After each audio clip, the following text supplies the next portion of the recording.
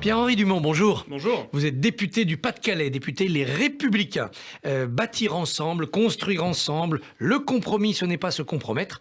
Est-ce que vous êtes satisfait de l'état d'esprit affiché par Elisabeth Borne hier lors de son discours de politique générale ? Écoutez, de toute façon, elle n'avait pas beaucoup de choix. Elle n'a pas de majorité absolue, elle a une majorité relative, donc elle a besoin de trouver des coalitions, projet par projet, ce qui d'ailleurs avait été validé par l'annonce du nouveau gouvernement suite au remaniement, à savoir qu'il n'y avait pas de débauchage, il n'y avait pas de parti autre que les partis de majorité, pas de coalition, et donc à partir de là, elle est obligée de construire avec les oppositions.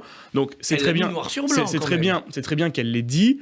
Moi, je regrette juste que, à la suite de son discours, quand elle a repris la parole après les explications des différents présidents de groupe, elle n'ait pas pu s'empêcher de taper sur chaque président de groupe l'un après l'autre. Peut-être parce qu'avant de signer un compromis, il faut créer un rapport de force, donc un sourire et une claque, voilà. Oui, enfin vous savez, on a été habitué à prendre beaucoup de claques lors du précédent mandat. Aucun de nos amendements, aucune de nos propositions de loi n'avait été reprise par la majorité, donc nous sommes toujours un peu échaudés par le précédent quinquennat. Et il est maintenant nécessaire de construire cette relation de confiance. C'est d'ailleurs elle qui le disait, on ne demande pas la confiance, à se bâtir au fur et à mesure. Et donc cette confiance qui doit être bâtie par, je trouve, en tout cas, sur des mauvais signaux. Par exemple, sur le projet de loi pouvoir d'achat, nous n'avons toujours pas reçu le projet de loi, nous n'avons toujours pas le texte, alors qu'il a déjà fuité dans la presse, qu'il est déjà au Conseil d'État. Nous, députés de l'opposition, alors que nous avons fait des propositions il y a plusieurs jours déjà, qui sont sur la table, sur le prix de l'essence en particulier, on n'a toujours pas le texte, c'est pas normal. Ça peut pas Vous aimeriez que ça soit beaucoup plus en amont, ce travail. Mais bien sûr. Et d'ailleurs, c'est ce qui manquait hier dans le discours de la Première ministre. Ce qu'on voulait savoir, c'est comment est-ce qu'elle comptait construire, bâtir ces majorités projet par projet. Est-ce que ce serait en amont des textes? Est-ce que ce serait dans les salles des commissions? Est-ce que ce serait lors des séances en hémicycle? On ne sait pas. Comment est-ce qu'elle compte bâtir ces majorités? Comment est-ce qu'elle compte reprendre tel ou tel élément de chaque groupe d'opposition? Et pourtant, votre président de groupe, Olivier Marleix, a répondu « Vous pouvez compter sur nous ». En faisant la liste, bien sûr, des sujets qui vous étaient prioritaires. Donc la main tendue, vous êtes prêt à la saisir? Mais évidemment qu'on est prêt à saisir la main tendue. Nous, on a tous été élus, quel que soit le député, quel que soit le territoire, quel que soit le groupe auquel le député appartient, par les mêmes personnes. On a été élus par des gens qui n'arrivent pas à bloquer la fin de mois, on a été élus par des gens qui n'ont pas de médecin traitant, on a été élus par des gens, des infirmières qui ont 2,50 € de déplacement pour aller chez les gens qui, en fait, sont en train de se déplacer à perte aujourd'hui, par des aides-soignantes qui doivent mettre 400 € d'essence pour aller faire les soins, qui refusent du coup d'aller faire les soins. C'est ça aujourd'hui la réalité du pays. Et donc à un moment donné, toutes les propositions, toutes les solutions qui seront imaginées par le gouvernement, quel que soit l'endroit d'où elles viennent, si elles viennent de la gauche, du gouvernement ou de nous, si elles vont dans le sens de l'intérêt des Français, on les votera. Et donc c'est en ça qu'on va faire une main tendue, évidemment. Une opposition ferme, mais responsable. Ferme et responsable, est-ce que ce n'aurait pas dû vous amener à déposer votre propre motion de censure, comme le fait la NUPES? Une motion de censure pour dire que vous n'êtes pas complètement satisfait de cette méthode incomplète. Écoutez, une motion de censure, ça se dépose par rapport à un discours, par rapport à des actes. Aujourd'hui, il n'y a rien eu dans ce gouvernement. Ce gouvernement est nommé depuis 3 mois, parce qu'en réalité, le remaniement, c'est un mini-remaniement, c'est simplement un remaniement de secrétaires d'État et de personnes qui ont des affaires et des scandales derrière eux. Mais il n'y a pas eu d'actions concrètes qui ont été engagées. Attendons de voir si ça ne va pas dans le bon sens, si aucune de nos propositions n'est acceptée. Dans ces cas-là, nous pourrons voir d'ici plusieurs mois, d'ici plusieurs semaines, s'il y a besoin de mettre une motion de censure. Là, aujourd'hui, on va bien comprendre que cette opposition responsable à laquelle nous voulons appartenir ne pouvait pas subir une motion de censure. C'est d'ailleurs pour cela que nous n'allons pas voter la motion de censure des Insoumis. Premièrement, pour les raisons que je viens de vous expliquer, puis deuxièmement, parce que nous n'avons rien à voir avec ces gens des Insoumis qui estiment que la police tue, qui défilent à côté du CCIF au cri d'Allahu Akbar dans les rues de Paris. C'est deux oppositions qui n'ont rien à voir. Une opposition démagogique qui cherche à bloquer l'Assemblée nationale, à pas proposer des solutions concrètes aux Français, qui est celle des Insoumis, et puis la nôtre qui est une opposition ferme, je l'ai dit, mais responsable. Mais est-ce que la vôtre ne va pas être inaudible à cause du tohu-bohu de cette opposition France Insoumise? Mais on s'en fiche d'être audible ou pas, pardon de vous le dire. Ce qui nous intéresse, ce qui m'intéresse moi, c'est quoi? C'est que les Français à la fin du mois, qui m'ont fait confiance ou pas dans ma circonscription comme partout en France, vivent mieux, qu'ils aient plus de pouvoir d'achat, qu'ils aient un travail, que les gamins puissent mieux apprendre à l'école. On a un taux d'échec au bac qui est en augmentation. Aujourd'hui, on l'a vu dans les derniers résultats d'il y a quelques heures. Si les années Covid sont un combat. Bien sûr, non, mais en tout cas, il y a une diminution du taux de réussite au bac. Voilà, donc ce qu'on veut, c'est faire en sorte que les enfants réussissent mieux, faire en sorte que les Françaises et les Français gagnent plus d'argent au niveau du travail et qu'ils puissent arrêter de devoir faire des choix entre conduire les gamins au sport ou aller travailler à cause du prix de l'essence. Alors justement, la loi pouvoir d'achat arrive. Est-ce que vous voterez, par exemple, un système de chèque carburant pour les revenus inférieurs à 1 600 €, propose le gouvernement? Écoutez, nous on pense que la seule mesures concrètes qui permettent réellement de redonner de l'air aux Françaises et aux Français qui ont une voiture, c'est de diminuer le prix de l'essence. De diminuer les taxes sur l'essence. Mais ça coûte cher aux recettes de l'État. Écoutez, ça coûte entre 15 et 20 milliards d'euros. Ça avait été chiffré quand le tarif de l'essence était un peu plus bas lors de la campagne présidentielle par l'Institut Montaigne, qui est très proche de la Macronie, donc on ne peut pas soupçonner d'avoir quelques biais idéologiques avec nous, à entre 10 et 12 milliards d'euros. Donc là, on est plutôt entre 15 et 20 milliards avec l'augmentation du tarif. C'est la seule solution concrète. Pourquoi ? Parce que un Français qui vit en ruralité se retrouve dans une situation où l'inflation le percute 20% plus qu'un Français qui vit dans une ville à cause du prix de l'énergie. Et donc, par exemple, on ne peut pas se retrouver dans une situation où l'habitant rural, lui, paierait plein pot son essence, alors que l'habitant urbain qui a un peu de pouvoir d'achat, qui a pu s'acheter une voiture électrique, bénéficie du bouclier énergétique sur l'électricité, pour prendre sa voiture électrique, et où lui serait tranquille. Ça, c'est 2 poids, 2 mesures, c'est pas acceptable. Et vous savez, la meilleure solution pour donner du pouvoir d'achat, c'est pas de demander plus de taxes, comme le fait le gouvernement qui avait augmenté la TICPE au début du précédent quinquennat, pour après faire un petit chèque ou une petite ristourne, c'est de diminuer massivement les taxes. Stop à la politique du chèque. Mais est-ce que c'est pas injuste socialement ? Parce que 1,50 € pour tout le monde, le riche comme le pauvre en profite tout autant. Oui, mais le riche réinvestira de l'argent tout de suite dans l'économie, donc c'est pas très grave. Et vous savez, aujourd'hui, je pense que face à l'inflation, hormis quelques très rares cas de très riches, tout le monde le subit. Tout le monde l'a subi, et même une personne qui peut gagner 2500, 3000 euros par mois a aussi des dépenses contraintes sur le logement, sur des remboursements d'emprunts, sur parfois des parents qui sont en situation de dépendance, qui sont à l'EHPAD, etc., etc. Et donc imaginez que parce que quelqu'un gagne plus que le SMIC, c'est un ultra riche qu'il faut absolument le surtaxer, moi je trouve que c'est pas une bonne politique. Chez les LR, on entend que parfois, chez certains, que par exemple 1,50 €, vous avez mis la barre trop bas. 1,80 €, ça serait peut-être mieux.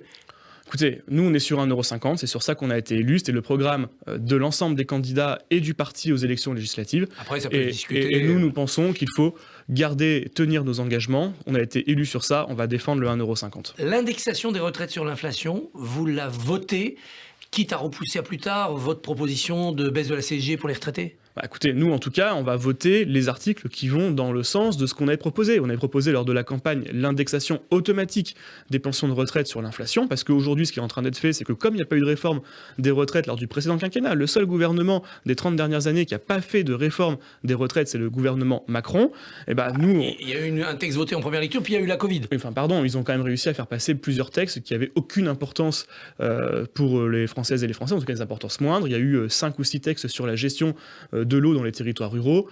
Je pense qu'on aurait pu, avec un seul, réussir à trouver une solution. Bref. Et donc, comme il n'y a pas eu de réforme des retraites, on s'est retrouvé dans une situation où on baisse les pensions de retraite parce qu'il faut bien financer. Et donc, soit, si on n'a pas cette réforme des retraites, soit on augmente les cotisations, donc on baisse le pouvoir d'achat, soit on se retrouve dans une situation où on diminue les pensions de retraite avec la non-indexation. C'est profondément scandaleux parce que la retraite, c'est pas un droit, c'est un dû. Et donc, évidemment qu'on votera l'indexation des pensions de retraite sur l'inflation, l'indexation automatique. Il ne faut pas que ce soit une loi au cas par cas, mais que ce soit une règle générale. Une fois de plus, la retraite, c'est pas un droit, c'est un dû. Il faut que ce soit automatiquement indexé sur l'inflation. Et puis pour la CSG, on défendra l'annulation de la hausse de la CSG de 25% qui avait été votée en début de quinquennat précédent par la majorité macronienne, pour tous, pas simplement pour les retraités modestes qui ont déjà eu une exonération. Preuve que c'était bien une erreur de faire cette augmentation de la CSG. Et la nationalisation d'EDF, vous la voterez ? Écoutez, la nationalisation d'EDF, c'est pas ça le vrai sujet. Aujourd'hui, EDF est déjà détenu à 86-87% par l'État. Ça complète l'idée d'une souveraineté. Oui, mais aujourd'hui, l'enjeu d'EDF, c'est quoi ? C'est de savoir si le projet Hercule est toujours sur la table ou pas. Le projet Hercule qui visait à scinder EDF en 3 et en réalité à quoi ? À vendre les barrages hydroélectriques à des entités privées. Est-ce que ce projet est toujours sur la table ou pas ? C'est un projet européen ? Non, c'est un projet franco-français. La Commission européenne avait dit que c'était une décision française qui avait été prévue d'être passée avant les élections, que le gouvernement a refusé de passer avant les élections pour éviter d'antagoniser encore plus la situation dans le pays. Et donc, ce projet avait été reporté sine die. Est-ce qu'il est toujours sur la table, oui ou non ? Nous, députés Les Républicains, nous sommes contre. Nous avons toujours été contre. Et nous pensons qu'au-delà de la question de la renationalisation complète d'EDF, la vraie question qui se pose, c'est est-ce que le projet Hercule, et en particulier le fait de le scinder en 3 et de vendre les activités les plus lucratives déjà amorties, en particulier les barrages hydroélectriques, est toujours sur la table ? Oui ou non ? Si c'est oui, dans ces cas-là, c'est une mauvaise décision. Est-ce que la droite n'aura pas comme devoir impérieux de proposer un plan de réforme de l'État et d'économie sur le chapitre des dépenses, puisqu'elle veut par ailleurs baisser les taxes ? Oui, bien sûr, évidemment qu'on ne peut pas dire qu'il faut dépenser à tout va, en particulier sur la question des carburants. Ça coûte un nombre important de milliards, entre, je vous l'ai dit, autour de 20 milliards d'euros, sans faire des mesures d'économie. C'est pour ça que nous avons mis sur la table plusieurs propositions. Créer une carte vitale biométrique, par exemple, pour lutter contre la fraude sociale, faire en sorte de pouvoir débureaucratiser l'ensemble des administrations. Enfin, on est quand même dans un pays qui est hallucinant. On est le pays où on a le plus fort taux d'imposition, de ponction sur le salaire de ceux qui travaillent, et à côté de ça, on a des services publics qui ferment partout. On a des petites lignes de chemin de fer qui ferment, on a 5,5 millions de Français sans médecin traitant, on se retrouve avec des bureaux de poste qui ferment village après village, des trésoreries qui ferment chef-lieu de canton après chef-lieu de canton. Ça ne peut plus fonctionner comme ça. Donc il y a des marges de manœuvre. Il est possible, on l'a montré dans nos régions, dans nos mairies, dans nos départements, qu'il est possible de baisser les impôts et qu'il est possible de faire des économies partout en étant à cheval sur l'ensemble des dépenses. On a présenté un plan via notre président de groupe Olivier Marleix de lutte contre les gaspillages dans la haute fonction publique qui permettrait de gagner par exemple 1 milliard d'euros par an. L'avenir de la droite et de sa crédibilité, c'est aussi ce qui va se passer chez les Républicains. Est-ce qu'il faut un congrès dès le début de l'automne pour ouvrir un chapitre nouveau ? Écoutez, on aura un congrès d'ici la fin d'année en tout cas. Ça doit être... C'est dans 6 mois. Oui, mais ça doit être entre septembre, octobre ou novembre, décembre. Enfin, peu importe, on n'est pas à un mois près. La question, c'est de savoir, en effet, qui va reprendre en main les destinées des Républicains. On a aujourd'hui Annie Genevard qui a fait l'intérim suite à la démission de Christian Jacob, qui prend une retraite bien méritée. Je tiens vraiment à le saluer, à saluer son action qui était pas facile dans un contexte très compliqué, qui a réussi à, pour reprendre son expression, à maintenir l'ensemble des grenouilles dans la même brouette. Et donc c'était plutôt un challenge compliqué à relever qu'il a relevé avec talent.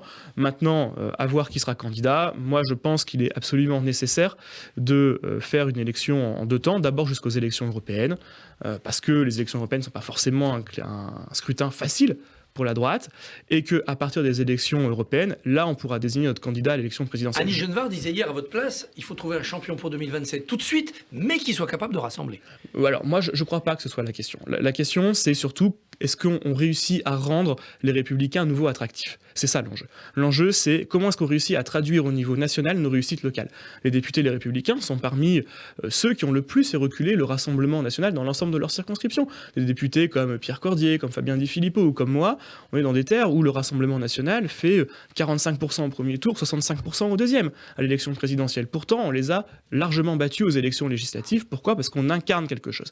C'est cette incarnation qu'on doit avoir à la tête des Républicains. Moi, je pense qu'il faut jouer collectif, mais je pense qu'il faut aussi une nouvelle incarnation, des nouveaux visages à la tête du parti. Et une fois de plus, viendra le temps du candidat, la désignation du candidat à l'élection présidentielle, qui doit, à mon sens, arriver beaucoup plus tôt que la fois dernière. Avec une primaire, même système de primaire. Non, arrêtons avec tout ça. Moi, vous savez, je suis un peu un stalinien à l'ancienne. Moi, je pense qu'il faut une désignation en politburo du candidat, de celui qui est le mieux à même de rassembler les uns et les autres, et qu'on fait valider par le Conseil national, puis par les militants. Ça ira très bien, mais arrêtons avec ces primaires, avec ces congrès, avec ces trucs qui font perdre du temps et qui font que les divisions sont beaucoup plus larges que les idées de rassemblement. Pierre-Henri Dumont, merci et bonne journée. Merci à vous.